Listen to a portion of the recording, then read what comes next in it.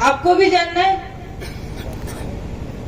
हमारे देश के लिए, हमारे राजस्थान के लिए और हमारी विधानसभा के लिए, हमारी पंचायत समिति के लिए, हमारी पंचायत के लिए और हमारे वार्ड के लिए, सबके लिए एकमात्र खतरा है बीजेपी। जितना देश पे कर्जा 65 साल में कांग्रेस ने नहीं किया, उतना कर्जा बीजेपी ने 10 साल में कर दिया। वो सारा कर्जा बीजेपी महंगाई बढ़ा के किससे भरेगी? हमसे भरेगी, हमसे ही भरेगी ना। क्या हम समझते हैं कि बीजेपी हमारे लिए कितना नुकसान कर रही है? यहाँ बहुत सारे लोग कह रहे हैं कि भगवती को इस पार्टी वालों ने टिकट नहीं दिया इसलिए वो वहां। मैंने किसी पार्टी से टिकट नहीं मांगा, किसी भी पार्टी से टिकट नहीं मांगा, क्योंकि मुझे इस बार चुनाव लड़ने की कोई मंशा नहीं थी।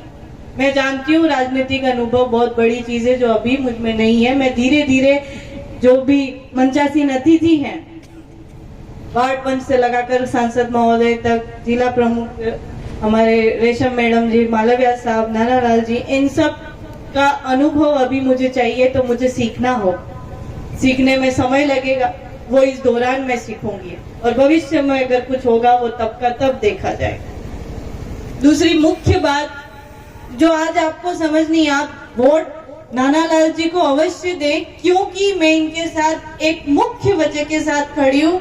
आज नवंबर चल रहा है, मेरे खेत में लगे हैंडपंप में पानी नहीं आ रहा। मैं दूसरों की क्या बात करूं? मेरे कुआं है तो हाँ, मेरे घर पे मोटर से आ जाएगा, लेकिन सब लोग परेशान हो रहे हैं। जिस दिन नानालाल जी दोबारा जीतेंगे, एक एक सीट हमें कांग्रेस की जितानी है ताकि अशोक गहलोत जी दोबारा जीते। और दोबारा जब जीते तो ये बैठे हैं मालवीय साहब और ये बैठे हैं नानालाल जी। ये जो कैनाल 2000 करोड़ की उद्घाटना हुई है ना पेपर कोट में, इसकी पहुंच जहां तक है और उसके बाद जहां जहां पहुंच नहीं हो रही है वहां तक पानी पहुंचाने की जिम्मेदारी आपकी, मेरी, इनकी, सबकी। और नहीं पहुंचाएंगे तो इनका घर भी ज्यादा दूर नहीं है, तब क्या रहा भी जाया। क्योंकि पानी थकी ज्यादा जरूरी कहीं नहीं है। पानी वेगर नौकरी थी ज्यादा कमाई खाऊंगा, समझ जा। तीसरी बात,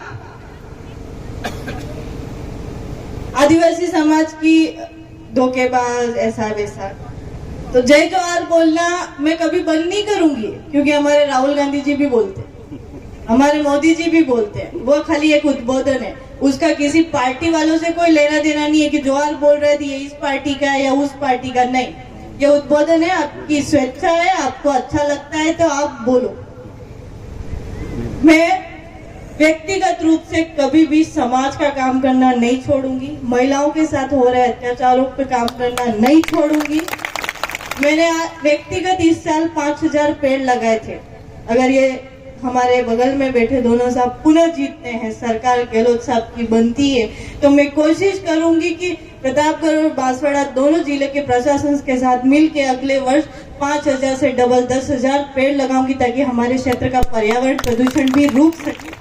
मैं जो कार्य निजी स्तर पे कर रही थी वो बकायदा जारी रहेगा। मैं किसी की विरोधी नहीं हूँ, हाँ मैं बीजेपी विरोधी हूँ। मैं समझती हूँ, मैं पढ़ी लिखी हूँ, मैं समझती हूँ कि आप में जो भी पढ़े लिखे हैं उन सबको समझना चाहिए कि बीजेपी कितनी नुकसानदेह है। हाल ही में जो नया संसद बना है, आप नहीं समझते, नऊ संसद मतलब जो सांसद बनी जटे जाए है बेवा, वो इन्होंने नवू टाबरो बनाई, कई बात नहीं बढ़ा दी, पर नवा टाबरा में एक प्रस्तावना नामनी चीज आली है, अड़मे भी अड़ाई गड़बड़ कर दी थी है मालवीय साहब। जो देश का संविधान बदल रही है, आप ही सब देश ने संविधान माते साली किया, चाहे आप ही आदिवासी पाई हो, चाहे बामण पाई हो, चाहे SC ST OBC जनरल कोई भी हो, पूरा देश संविधान के हिसाब से चलता है। वो बीजेपी संविधान को बदलने जा रही है। संविधान को बदलने वाली पार्टी को हमें हराना है तो हमें कांग्रेस को जिताना पड़ेगा। हमें कांग्रेस को जिताना है तो हमें नानालाल जी को जिताना पड़ेगा, और नानालाल जी को जिताना है तो हमें अपने अपने बूथ पे कांग्रेस को वोट करवाना होगा। मुझे उम्मीद है आप मेरी बात समझेंगे और मुझे आदिवासी समाज के विरोधी तो कम से कम नहीं कहेंगे। आप सभी को शुक्रिया, आपने मेरी बात सुनी। आप सभी को जय जोहार, जय कांग्रेस, जय आदिवासी।